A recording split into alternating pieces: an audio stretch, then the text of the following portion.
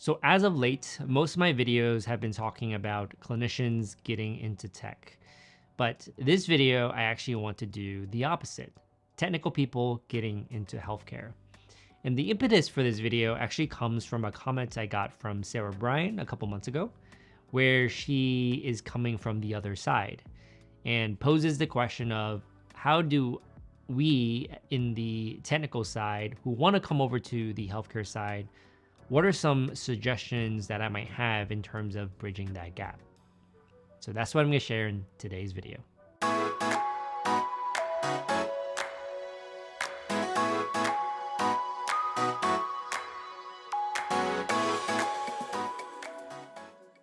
Because it's been a couple of months since I actually got this question, and since I wrote the notes to help inform this video, I'm going to be using my phone to help remind me of what I said.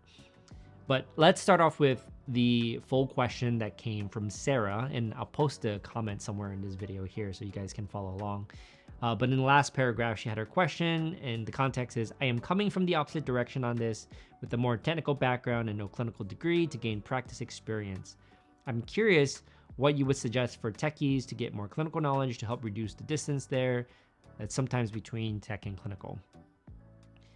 And I wrote up after this during a flight in about maybe 30 minutes, just a couple of top of mind things, 8 in particular, that came to mind when thinking through this question.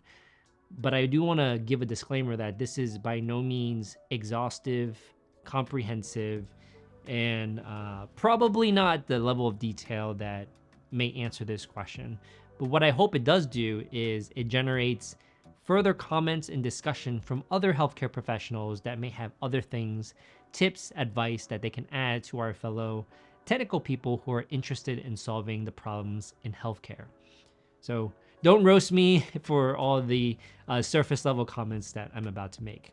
But with that, I'm going to go ahead and get started. The very first thought is that medicine is not black and white. And I think the big difference here is that in a lot of the technical world, we have very deterministic patterns that we follow, where 1 + 1 = 2.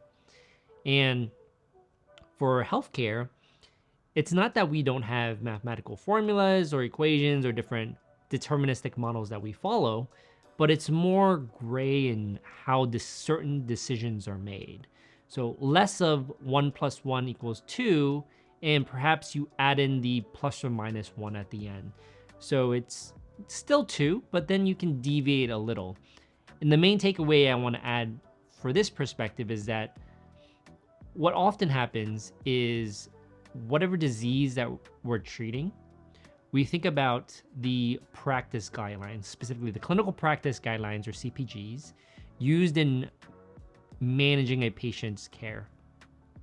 And a guideline is just that. It's just a guideline. It's not always the ultimate decision maker, but it's a starting point for how decisions are made. And based on your specific geographic location, that specific patient, and all the other nuances that go into a individual's specific disease condition and factors, then you make that decision of that ±1. And so I say that because it's a certain mindset to adopt that's very different than the technical world. So that's the first point.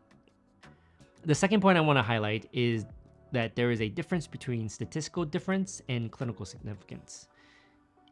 Yes, if in a clinical trial, drug A performs better than drug B because the p-value that we see is less than 0.005, then there is statistical significance. But if the effect size, or the thing we're measuring in this case, is that drug A is statistically significant in decreasing blood pressure by 1 point, does that translate into anything that's clinically significant? Especially in scenarios where drug A may be like 10 times more expensive, may have many more side effects, or other things that we may not know about yet. And I think it's a really key thing to understand when it comes to evaluating different treatments in healthcare. Another way of looking at it is thinking about the AI ML models that you might evaluate, where you might use, hey, model A has a ROC curve that is like 0.9, and then the second one might be a ROC curve of 0.95. Yes, there may be a difference objectively, but what if the model didn't even need to be built in the first place? I think the main takeaway from this is that really think about the bigger picture when it comes to patient care. Another example I want to talk about is that everyone practices a little bit differently. And the example I want to use is about a subset of drugs that we like to call that have a narrow therapeutic index. And what that means is like these drugs, there is a very small window in which if you give too much of it, it will be too toxic and the patient will have a lot of side effects. And if you give too little of it, they will not have the beneficial effects that may be exhibited when they are getting that drug. And so effectively, you're not treating that patient. So the very small window in which that drug works well, narrow therapeutic index drugs. Vancomycin is one of those. And so I want to use the example of vancomycin because it's giving you the idea that you have to be very careful how you dose vancomycin.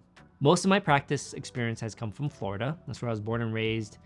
And in Florida, we commonly dose, or rather in many places, we commonly dose vancomycin on a milligrams per kilo basis, so weight-based dosing. And of course, depending on your weight, you may get a very high dose or very low dose. But because vancomycin is a narrow therapeutic index drug, you have to be very careful on how much you give them, or you can introduce a lot of side effects like kidney dysfunction. So in Florida, it's very common practice to dose a patient at some weight-based dose. We typically use could be 15 to 25 milligrams per kilo for like a loading dose, and then 15 milligrams for a maintenance dose, but we would cap it. Any dose over 2 grams, we would usually say, maybe not. Let's just keep it at 2 grams and then just go from there. That was very different when I moved over to Salt Lake to practice, where it was very common that people gave doses that were capped at 4 grams, and that scared me. But it was fine. It was commonly done. A lot of people got treated, did well, didn't have those side effects, and it was just a different type of practice. And there isn't anything wrong with either approach. I think the main takeaway with this point is just that everyone practices a little bit differently. And just because I or someone else, your healthcare buddy, tells you that this is how we do it, does not mean that is the only way to do it. It's just one of the many ways that you could do it. Again, very similar to like the practice guideline analogy. Use that as a starting point, and then depending on the scenario, you might practice a little bit differently. So the next point I want to talk about is that the data available for a particular disease state may differ from one condition to the next.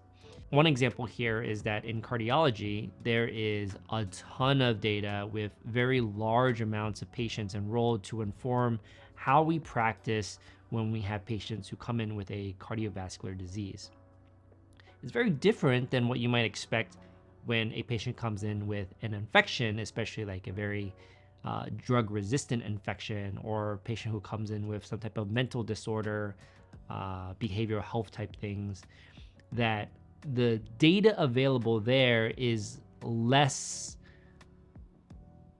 of that compared to that in our cardiovascular spaces.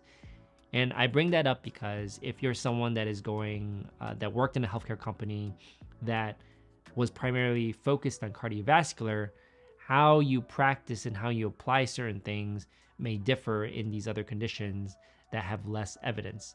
Just be more critical in how you handle things and how you develop solutions when it comes to that. Next point I want to make is that medicine is constantly changing.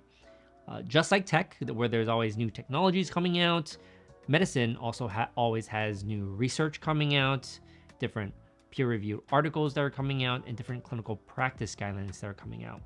And so if you're working on some type of healthcare solution and you're developing a way to guide decision-making, understand that there is always new evidence that are coming out, and how you have built it right now can be quickly outdated the next day. And so a good takeaway is just whatever therapeutic area you are working in, just being a little familiar with the different clinical practice guidelines that are out there. There's usually some type of de facto organization that writes these guidelines, and just being aware of them, and perhaps even spending a weekend or some time just reading through the summary. So the camera just died, so hopefully it wasn't too bad of an interruption. The next point I want to make is that pediatrics are not just tiny adults. And it's a very common thing that they emphasize all throughout my pharmacy training, which is whatever adults is, you can't just extrapolate down by some factor to how a treatment or a test should be handled in a pediatric patient. And the more bigger picture here is that in healthcare, there are different populations to be aware of. Adults and pediatrics are pretty common, but so is things like patients who are pregnant or patients who are older. The way they process drugs, the way they handle different tests, and how diseases may manifest in them are very, very different. And how that translates into the tech world is just understand that there's not a one size fits all for these approaches, and how you handle them may require different patterns or different solutions. The next thing I want to talk about is how medicine also has different ways of how we compartmentalize and organize information as well. And I bring this as a point up because oftentimes many solutions that are being created in healthcare is some form of decision support. And so when it comes to decision support, I think it's really important to understand how clinical people organize information, assess it, and then ultimately come up with some decision on what to do given a particular patient. And so understanding things like SOAP notes, progress notes, H&Ps, and how the decision-making process occurs is very helpful when it comes to developing these decision support tools. So the main takeaway just being having an understanding of how clinical people use these tools to make decisions can help inform how you can develop your healthcare tech solutions. So the very last one, I saved the best for last. It's one of my favorites, and that is, if you've seen one EHR, you've seen one EHR. And I have my notes here for this one because there's a couple of key nuggets that I like to highlight. The first of which is that there are differences in EHR instances boiling down to how that local site implements their EHR. The local site implementation is very critical in how the data gets generated in an EHR. And I bring that up because it's so critically important to understand that primary data, which is not typically what a lot of healthcare tech people use, it's what gets generated as clinical people go about their daily workflows in taking care of patients, and that information is then stored inside that EHR. As on the tech side, it's very common that we get secondary EHR data that's usually been cleaned to some extent, curated to some extent, and it's important to understand if you get EHR data that's curated from this one hospital health system or this private practice, it may look very different, and you can't always apply the same types of processes or solutions or ETLs to that set as another set because of how that data was generated in the first place. All that to say, in a more pragmatic way of approaching this, is that if you understand the workflows of how healthcare practice happens, it can really help you understand why data may look a certain way and some of the pitfalls to look for. So for a quick example, you may have EHR data from two different hospital systems. In one hospital system, you want to look at the differences in the UTIs that's available in both, and you want to use something like ICD-10 codes. But for whatever reason, you say this hospital health system, you see the ICD-10 code being of X, but in this other health system, it's of Y. And you're like, oh, that's very different. There's a difference in the prevalence of the types of UTI that are available in both. But rather, there may not be a clinical reason why, but rather a simple workflow reason why, where whenever the physicians in hospital system A over here is assigning ICD-10 codes, it's defaulted to a ICD-10 code that their informaticist implemented when performing that particular workflow, versus in this one, it may be the same where they defaulted a different ICD-10 code. And so it's manifested differently primarily due to how it was implemented. And this is just like one example of like, I don't know, tens of thousands of how workflows can dictate the differences in the data that's generated from workflows. And being pragmatic, because I can talk a long time about all these different details, is that spend a little time to understand what are the common workflows that occur in a hospital, a clinic system when primary data is being generated.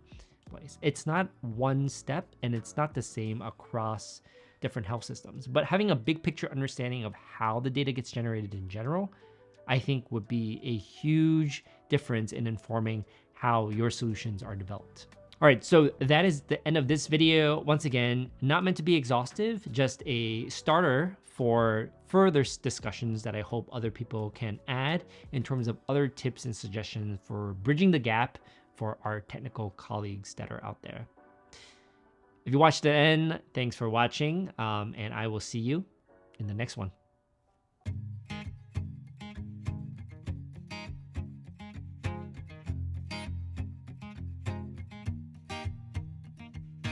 People knew her by her will to make it whatever she put her mind to.